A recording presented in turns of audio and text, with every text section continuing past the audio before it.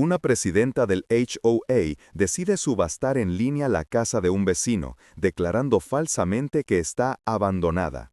Detrás de su aparente defensa del orden se esconde un abuso frío y premeditado.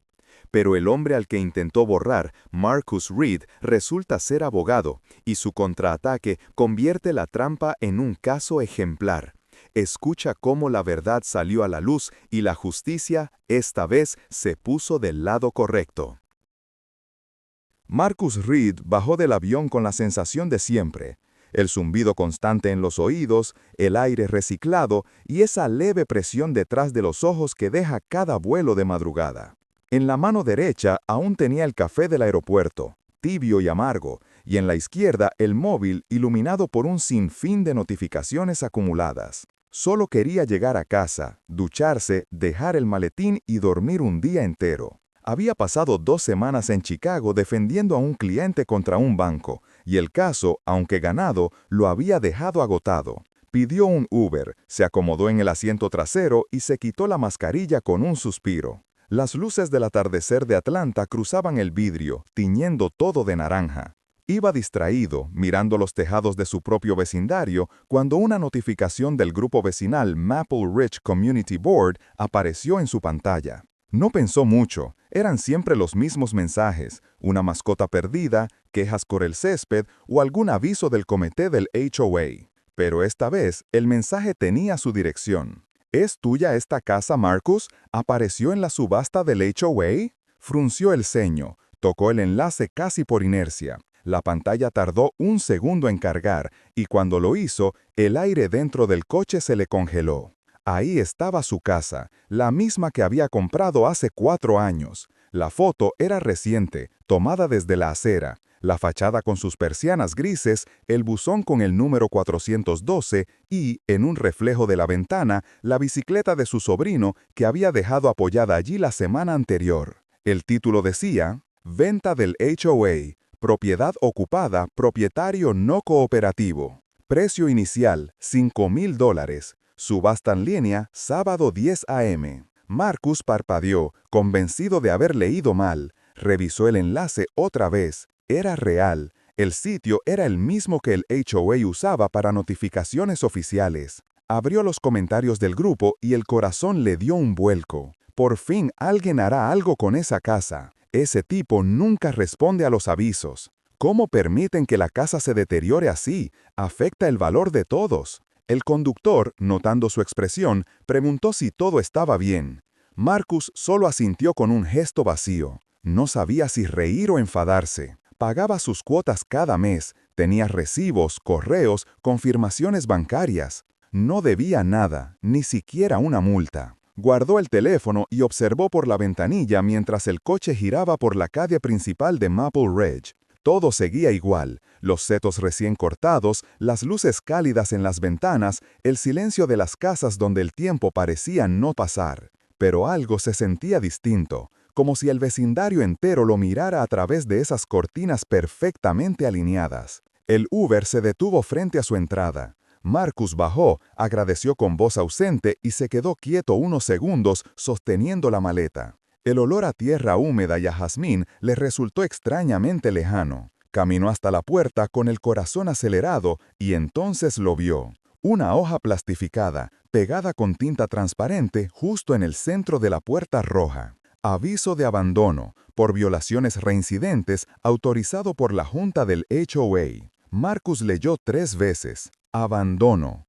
El sonido de esa palabra rebotó en su mente como un eco vacío. Tocó el papel. Estaba recién colocado. La tinta aún olía a impresora. El documento llevaba una firma ilegible y un sello borroso de aprobado por el comité. Debajo, una nota. Propietario ausente. Propiedad sujeta a proceso de venta administrativa conforme a Reglamento Interno 14.3. Marcus retrocedió un paso. Miró alrededor. Todo seguía igual, pero ahora cada sombra parecía esconder una mirada. Abrió la puerta con su llave, entró y dejó la maleta caer en el suelo del pasillo. Encendió las luces. Todo estaba en su lugar, el abrigo en el perchero, los platos limpios en el fregadero, la música de su sistema domótico saludándolo con la voz automática. Bienvenido a casa, Marcus. Esa frase lo golpeó más fuerte que el aviso. Su casa los recibía, pero el vecindario lo había expulsado sin aviso previo. Caminó hasta la sala, sacó el teléfono y tomó una foto del cartel en la puerta. Luego otra del portal web, después se sirvió un vaso de agua y se quedó de pie mirando el reflejo del jardín en el ventanal. Se sentía en una versión torcida de la realidad, como si alguien hubiera decidido reescribir su historia sin preguntarle. ¿Qué? ¿Abandono? Murmuró. Yo vivo aquí. En su mente, las preguntas comenzaban a desbordarse. ¿Quién firmó eso? ¿Por qué no le avisaron? ¿Desde cuándo un HOA puede vender una casa habitada? Abrió el correo en su laptop y buscó mensajes recientes del HOA. Nada. Ni una advertencia, ni un reclamo, solo un boletín de jardinería enviado 3 días antes. El silencio del lugar se volvió espeso. Marcus, aún con el abrigo puesto, encendió todas las luces de la casa como si con ello pudiera probarle al mundo y a sí mismo que aquello no estaba abandonado. Pero en el fondo sabía que la simple existencia de ese aviso significaba algo más grave. Alguien, en algún despacho, había decidido que él no pertenecía allí. Y mientras el reloj marcaba las 8:47 p.m., en su teléfono volvió a aparecer el enlace del anuncio, compartido ahora por decenas de vecinos. Algunos comentaban curiosos, otros celebraban el orden restablecido. Nadie parecía notar lo absurdo, que un hombre, con su maleta en la mano, pudiera leer en tiempo real que su hogar ya estaba en venta. Marcus respiró hondo. Su rostro se endureció. El primer choque ya había pasado. Ahora quedaba algo más frío y más firme que la sorpresa: determinación. Esa noche no durmió. Solo se quedó frente al computador mirando la foto de su casa publicada como si fuera una mercancía, y juró, en silencio, que el sábado, cuando intentaran venderla, no encontrarían a un vecino confundido, sino a un abogado que no olvidaba. El comedor de Karen Whitfield no parecía un comedor. Sobre la mesa no había flores ni platos, sino una laptop abierta, 3 archivadores de colores y una pila de formularios alineados con precisión milimétrica. Las cortinas dejaban pasar la luz exacta que ella había calculado con el reloj solar que tenía en el teléfono. Todo en ese espacio hablaba de control. La carpeta azul era para morosos, la verde para violaciones de normas. La amarilla, su favorita, estaba marcada con una etiqueta que decía casos problemáticos. Ahí estaba el nombre Marcus Reed, subrayado en tinta roja. A su lado, notas escritas con letra firme. Ausente frecuente, posible alquiler encubierto, falta de comunicación con la Junta. Karen repasó esas líneas con la calma metódica de quien revisa una hoja de cálculo. En su mente, el vecindario Maple Ridge no era un grupo de familias, sino un gran Excel viviente.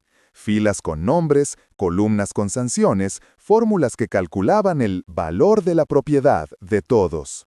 Yo no hago esto por gusto, lo hago por todos, repetía con convicción cada vez que alguien cuestionaba su rigor. Y lo creía. No se veía como una mujer autoritaria, sino como una administradora responsable de un orden frágil que los demás no entendían. Ella era, como decía en voz baja, el dique que contiene la marea del desorden. Pero detrás de esa fachada de eficiencia había algo más antiguo, una mezcla de miedo y prejuicio que se disfrazaba de profesionalismo. En las últimas reuniones del HOA, los vecinos murmuraban que el barrio ya no era el mismo. Alguien se quejaba del tráfico de fines de semana, otro mencionaba música en los porches o gente que no saluda. Detalles mínimos, pero para Karen eran señales de que el orden se deslizaba cuesta abajo. Cada queja encontraba su traducción en el reglamento. Césped un poco más alto de lo permitido, multa. Aro de básquetbol movido hacia la acera, multa. Caja de Amazon visible desde la calle, otra multa. Karen lo hacía sin alzar la voz, con la serenidad de quien cree estar aplicando una fórmula justa. No se trata de castigar, sino de mantener la armonía, le dijo una vez a su vecina Denise, mientras rellenaba 3 formularios idénticos con distinta fecha. A los demás miembros de la Junta los trataba con cordialidad firme. El tesorero, Ethan Brooks, había intentado advertirle: Karen, no hay base para declarar abandono. Marcus paga puntual. Ella lo miró por encima de las gafas. El reglamento permite acciones extraordinarias si hay ausencia prolongada. La comunidad no puede quedarse esperando. Pero no somos un tribunal, insistió Ethan. Precisamente, si lo fuéramos, nadie haría nada, cerró ella, dándole fin al debate con una sonrisa diplomática. En su mente, la palabra abandono no era un castigo, sino una herramienta técnica. Era el código que permitiría recuperar el valor de la calle. Y no estaba sola. Desde hacía meses mantenía contacto con Chad Morton, un agente inmobiliario que se presentaba como especialista en propiedades problemáticas. Él la convenció de que si movían rápido el proceso, podrían recuperar la casa antes de que se depreciara más. Karen aceptó. Organizaron una subasta en línea usando un artículo del reglamento que casi nadie conocía, el procedimiento especial de recuperación. Nadie recordaba haberlo votado, pero Chad le aseguró que era perfectamente legal. Karen lo creyó. En su escritorio, imprimió el formulario final y lo firmó con calma. El sonido del bolígrafo sobre el papel fue para ella el de una victoria administrativa. Afuera, el vecindario parecía tranquilo, pero las conversaciones cambiaban de tono. Algunos vecinos empezaron a murmurar: «Karen se está pasando. Cada semana hay una nueva regla. Me da miedo abrir el buzón». Aún así, nadie se atrevía a enfrentarse a ella. Su sonrisa cordial era tan afilada como sus correos con copia a todos los residentes. Su poder no venía de la fuerza, sino del miedo al conflicto. Era más fácil cederle que discutir. Esa noche, mientras revisaba por última vez la lista de propiedades en observación, Karen se sirvió una copa de vino y abrió su laptop. En la pantalla, una celda del Excel mostraba una fórmula sencilla, igual a suma de valores cumplidos. Suspiró con satisfacción. El caso de Marcus Reed aparecía marcado con color verde. Proceso en curso, decía la nota lateral. Para ella, no era una injusticia, era una meta cumplida. Y mientras el reloj digital del comedor marcaba las 22:17, Karen se permitió una sonrisa breve. El vecindario dormía. Su sistema funcionaba. Lo que no imaginaba era que detrás de esas persianas cerradas, el hombre al que había convertido en una celda de su Excel ya estaba preparando un tipo de respuesta que no cabía en ninguna de sus fórmulas. La primera noche después del aviso, Marcus Reed no durmió. No fue insomnio de rabia, sino algo más calculado. Se sentó en la mesa del comedor, encendió su laptop y mientras el café goteaba en la cafetera, abrió una carpeta nueva en su escritorio digital. Título: Maple Ridge v. Whitfield et al. El cursor parpadeó un instante, como si la pantalla esperara su primer movimiento. Marcos lo observó en silencio y entonces empezó a escribir. Durante años había trabajado como abogado corporativo, acostumbrado a demandas con miles de páginas, pero esta vez el caso era diferente. No era un cliente, era su propia vida. Y eso lo volvía más metódico que nunca. Antes de pensar como abogado, decidió pensar como vecino. Buscó todas las cartas del HOA que había guardado. Por costumbre, archivaba cada correo electrónico con fecha y asunto. Imprimió los recibos de pago puntuales de los últimos 3 años. Descargó los extractos de su cuenta con los depósitos mensuales a la asociación. Luego, entró al sitio del condado y descargó el informe de inspección municipal, fechado apenas 6 semanas atrás, donde su casa figuraba como propiedad en perfecto estado. En otra carpeta, guardó el correo más irónico de todos, uno firmado por Karen Whitfield, enviada 2 meses antes, donde ella le felicitaba por mantener el porche impecable y dar un ejemplo de responsabilidad vecinal. Lo leyó 2 veces, no sonrió. Solo marcó con fosforito la frase «ejemplo de responsabilidad vecinal» y la pegó en la parte superior de su documento de apertura. Después vino la estructura, 3 documentos, directos, claros. Carta de preservación de evidencia, para advertir que cualquier eliminación de registros digitales o físicos del HOA sería una violación de derechos procesales. Solicitud formal de registros, pidiendo minutas, correos internos, reportes de inspección y contratos con agentes externos. Aviso legal previo a demanda, informando que cualquier intento de venta sería nulo y expuesto a una orden judicial de restricción. Cada palabra medía el pulso exacto entre cortesía y advertencia. Mientras imprimía las copias, la cafetera terminó su último goteo. Marcos la apagó, sirvió el café en una taza de cerámica con el logotipo de su universidad y se detuvo un segundo a mirar su reflejo en la ventana. Ojos firmes, voz interna en calma. El desconcierto ya no estaba, solo quedaba una quietud peligrosa, esa que antecede al movimiento de una ficha clave. Esa misma noche, a las 7 en punto, se celebraba la reunión mensual del HOA en el centro comunitario. Marcos llegó puntual, sin traje ni corbata, sudadera gris, gorra sencilla y una carpeta negra entre las manos. Nadie lo esperaba. La sala olía a café instantáneo y papel nuevo. En la primera fila, Karen Whitfield ordenaba sus notas con esa precisión que la hacía sentir en control.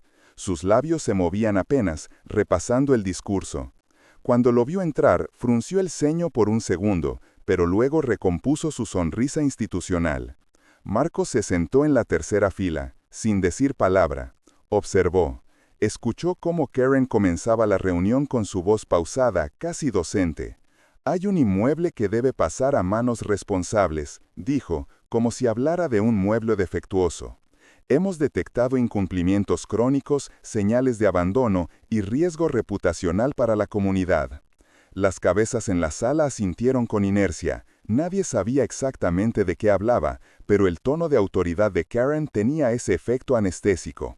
Hasta que Marcos levantó la mano. Ella lo vio, fingió no notarlo y continuó con la lectura de los reportes. Marcos mantuvo la mano en alto. 20 segundos de silencio se estiraron como minutos. Finalmente, uno de los vecinos, incómodo, murmuró: «Deberíamos escuchar al señor Reed». Karen no tuvo alternativa. «Tiene la palabra. Brevemente, por favor». Marcos se levantó despacio. Caminó hacia el frente con pasos tranquilos. No necesitó elevar la voz. «Mi nombre es Marcos Reed. Soy el propietario del número 412 Maple Ridge. Regresé hoy mismo de un juicio. Aquí», dijo, colocando los papeles sobre la mesa, «están mis recibos, mis correos con ustedes y las fotos de mi casa, ocupada ayer». Abrió la carpeta y extendió las hojas una a una, con una serenidad quirúrgica. El murmullo en la sala creció. Entonces levantó una pequeña memoria USB. «Y aquí», continuó, «están los clips de mi cámara del timbre, donde se ve claramente a una persona de esta junta pegando un falso aviso de abandono». El aire cambió. Karen apretó los labios. Ethan, el tesorero, bajó la vista. Alguien carraspeó al fondo. Karen intentó recuperar el control. «Este no es el foro para». Marcos le interrumpió sin alterar el tono. «Y por cierto, olvidé presentarme bien. Soy abogado litigante en bienes raíces y derechos civiles». Hubo un silencio seco, pesado. «Mañana», prosiguió, «a primera hora, presentaré una orden de restricción temporal para detener la subasta y registraré un lis pendens sobre el título. Cualquier comprador que intente adquirir mi propiedad estará comprando un problema legal, no una casa. Además, ya cursé una solicitud formal de registros de la asociación, minutas, correos, contratos con el agente que organizó la venta. Si todo se ha hecho conforme al reglamento», miró directamente a Karen, «no tendrán nada que temer». El eco de su voz quedó suspendido unos segundos. Nadie se movió. Solo el sonido de un papel cayendo al suelo rompió el silencio. Marcos no sonrió. Tampoco buscó aprobación. Recogió sus documentos, los ordenó con cuidado y regresó a su asiento con la misma calma que había entrado. En el rostro de Karen, la seguridad habitual se fracturó apenas un instante. La expresión de quien por primera vez se da cuenta de que el tablero ya no le pertenece. La reunión continuó, pero nada volvió a sonar igual. La voz de Marcos había sido más que una defensa, fue una sentencia anticipada. Y aunque aún nadie lo sabía, el juicio de Maple Ridge acababa de comenzar, allí mismo, en esa sala. El viernes amaneció gris. El viento traía olor a tierra mojada y un silencio tenso, como si el vecindario entero contuviera la respiración. A las 7:43 de la mañana, Marcus recibió un correo de su abogado auxiliar. Orden de emergencia concedida. Subasta suspendida temporalmente. El documento del juzgado llevaba el sello azul del condado. Era solo una medida cautelar, pero bastaba para detener cualquier intento de venta.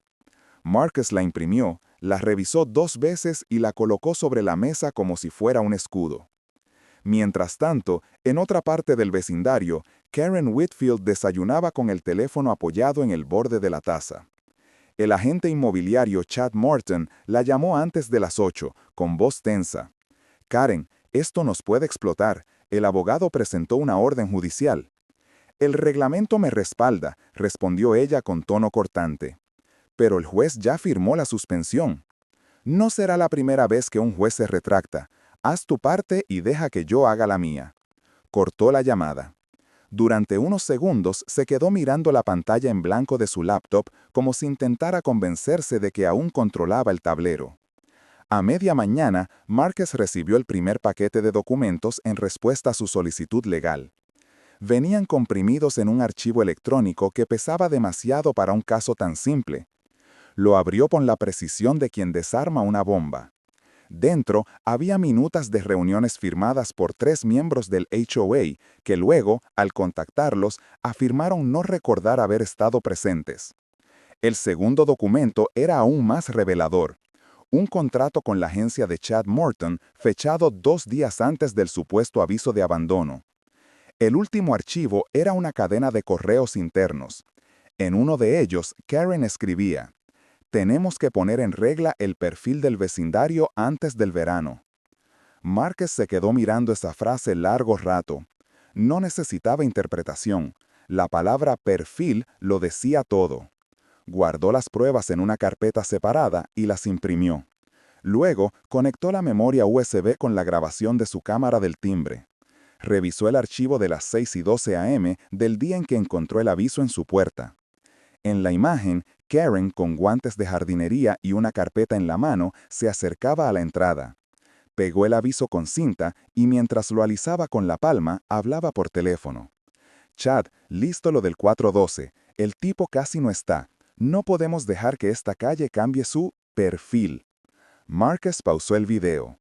El silencio posterior era más fuerte que cualquier sonido. Esa palabra, perfil, repetida 2 veces, sonaba como una sentencia mal disimulada. El tipo casi no está. La calle no puede cambiar. El tono de voz de Karen era amable, casi doméstico, pero detrás había un límite que ella no sabía que había cruzado. Al mediodía, el teléfono de Marcus no paraba de sonar. 2 vecinos, Denise Parker y Harold Kim, confirmaron por mensaje lo que él ya sospechaba. Habían escuchado a Karen en una reunión privada semanas atrás decir que los inquilinos y los recién llegados arruinan la estética del barrio. Marcus guardó los mensajes como prueba adicional. Minutos después, un correo del condado lo sorprendió. Un investigador administrativo pedía copia de todo el material recibido. Alguien, probablemente Ethan, había presentado una queja formal por falsificación de documentos y abuso de autoridad. A las 4 de la tarde, el teléfono de Marcus vibró una vez más. Era Ethan Brooks, el tesorero del HOA. Su voz temblaba. «Marcus, necesito decirte algo. Nunca aprobamos esa subasta». «¿Cómo que no?», preguntó Marcus con calma. «Karen nos hizo firmar hojas en blanco, dijo que era para actualizar los archivos del año. Después, llenó los espacios con nuestras firmas ya puestas». El silencio del otro lado de la línea fue suficiente confirmación. Marcus respiró hondo. No dijo una palabra más. Solo tomó nota y escribió una frase nueva en el encabezado de su demanda. Intento de embargo ilícito, difamación y violación de vivienda justa. Al mismo tiempo, redactó otra petición, destitución inmediata de la presidenta del HOA y convocatoria a elección extraordinaria. La tarde se apagó entre llamadas y correos cruzados, pero cuando Marcus pensó que el día no podía ofrecer más sorpresas, llegó la última. A las 10:52 p.m., Chad Morton envió un correo a Karen con una frase en mayúsculas. «El portal está listo. Adelantamos la subasta para mañana 8 a.m». Era un intento desesperado de escapar del alcance judicial. A las 11:08, Márquez recibió una notificación anónima con el enlace. 18 minutos después, presentó electrónicamente un aviso de desacato ante el mismo juez que había emitido la orden. A las 11:26 p.m., el juzgado respondió: Orden ampliada. Cualquier intento de venta será considerado violación directa, multas personales de hasta $10,000 por cada acto. Márquez se reclinó en su silla. No sonrió. Solo miró el reloj digital y esperó. A las 11:59, el enlace del portal alterno se volvió inaccesible. A medianoche exacta, la subasta fue eliminada por orden judicial. El sábado amaneció con el vecindario en silencio. Por primera vez, los vecinos de Maple Ridge entendieron algo que nunca habían visto tan claro: que las reglas podían doblarse, pero también enderezarse; que la vara, por fin, podía doblarse hacia el lado correcto. Y mientras el sol se filtraba entre los árboles del bulevar, Karen Whitfield, en su comedor impecable, miraba el correo con la resolución judicial en la pantalla. El cursor parpadeaba bajo su nombre como un reproche. Su sistema de control, su tablero de Excel, su perfección sin fisuras, acababan de fracturarse por donde menos esperaba, por la verdad documentada. Habían pasado 2 semanas desde aquella noche en que el enlace de la subasta desapareció. El aire de Maple Ridge olía distinto, no a miedo, sino a expectativa. Ese viernes, la sala de juntas del HOA estaba llena. Las sillas que solían estar medio vacías ahora se ocupaban hasta el fondo. Los vecinos llegaban con carpetas, tazas de café o simplemente con ganas de entender qué había ocurrido en nombre de la comunidad. Karen Whitfield entró puntual, vestida con la misma precisión de siempre. Blazer beige, cabello recogido, un folder azul presionado contra el pecho como si fuera un escudo. Ya no tenía la sonrisa de costumbre. El abogado de la asociación, sentado a su lado, evitó mirarla. Su gesto no era de apoyo, sino de distancia. Ethan Brooks, el tesorero, hojeaba papeles con manos temblorosas. En el otro extremo de la mesa, Marcus Reed esperó en silencio. No necesitaba imponerse. El peso de los hechos lo hacía por él. Cuando el presidente interino declaró abierta la sesión, Marcus se puso de pie y con voz tranquila empezó a hablar. Durante semanas, mi nombre fue mencionado en minutas que nunca aprobé, dijo, desplegando documentos sobre la mesa. Aquí están los pagos al día, las copias de mis transferencias, los correos que demuestran que jamás hubo abandono. Señaló luego otras hojas. Aquí están las minutas falsificadas, con firmas de personas que no asistieron. Y aquí los correos donde se habla de preservar el perfil del vecindario, una frase que, en contexto, no necesita traducción. Guardó silencio un instante, para que las palabras calaran sin elevar el tono. Finalmente, continuó, presento la evidencia de que se intentó subastar mi propiedad pese a una orden judicial vigente. No lo digo con ira, sino con tristeza, porque el reglamento que se usó para atacarme fue creado, en teoría, para protegernos a todos. El murmullo en la sala se desvaneció, solo se escuchaba el roce de las hojas. Entonces Ethan habló. Su voz apenas era un hilo. No aprobamos nada de esto. Karen nos hizo firmar hojas en blanco, nos dijo que era para renovar archivos. La confesión cayó como un eco lento. Karen bajó la vista. Su mano apretaba el borde del folder hasta dejar los nudillos blancos. El receso duró más de 1 hora. Cuando la junta reanudó, la atmósfera era otra. Ya no se trataba de si Marcus tenía razón, sino de cómo reparar el daño. El abogado del HOA leyó el acuerdo final con tono grave. La subasta queda anulada con efecto retroactivo. La asociación eliminará todas las multas aplicadas al propietario del 412. Cubrirá sus honorarios legales y costos procesales. Los miembros de la Junta deberán asistir a capacitación obligatoria en vivienda justa y manejo ético de reglamentos. Se convocará una elección extraordinaria para designar nueva presidencia. Cuando terminó, el silencio fue total. Nadie aplaudió, pero en el aire se sintió una corriente de alivio. Karen Whitfield se levantó despacio. Renuncio, dijo simplemente. No intentó justificarse. Su voz, firme pero cansada, sonó como alguien que por fin acepta el peso de sus propias decisiones. Recogió su carpeta y salió, dejando tras de sí el eco de un orden que ya no existía. Días después, el condado anunció que evaluaría cargos por falsificación de registros, y Chad Morton, el agente, aceptó una suspensión temporal de su licencia. En redes, publicó un comunicado torpe, pidiendo disculpas por no haber verificado los procedimientos adecuados. Nadie lo celebró, pero todos entendieron, era justicia, no venganza. Cuando llegó el turno de Marcus para hablar una última vez, hizo algo que nadie esperaba. En lugar de agradecer o reclamar, propuso. «Podría aceptar el cheque y cerrar esto aquí», dijo, mirando a los vecinos. «Pero este problema no fue solo mío. Propongo crear un fondo vecinal con parte de la compensación, que sirva para asesoría legal gratuita y programas de convivencia. Y quiero que Denise Parker presida un comité que revise las normas del HOA». Hizo una pausa.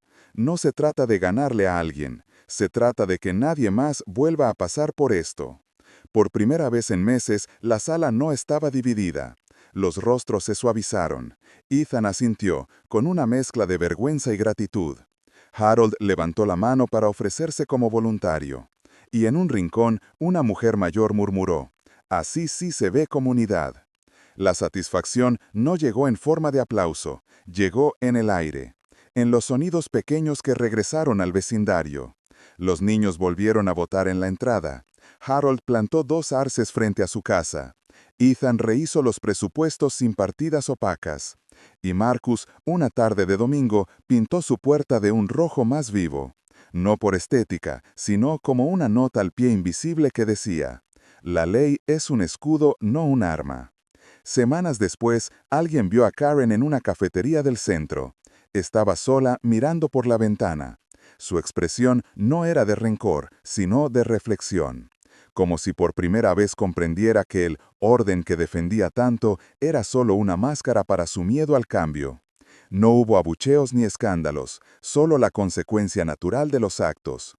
Así terminó la historia que tantos miraron con indignación al principio y con esperanza al final. Una historia donde la ira se transformó en estrategia, la estrategia en justicia y la justicia en aprendizaje. En Maple Ridge, desde entonces, nadie volvió a usar la palabra abandono a la ligera, porque ahora todos sabían que una casa puede parecer vacía, y aún así estar llena de vida, de dignidad y de ley.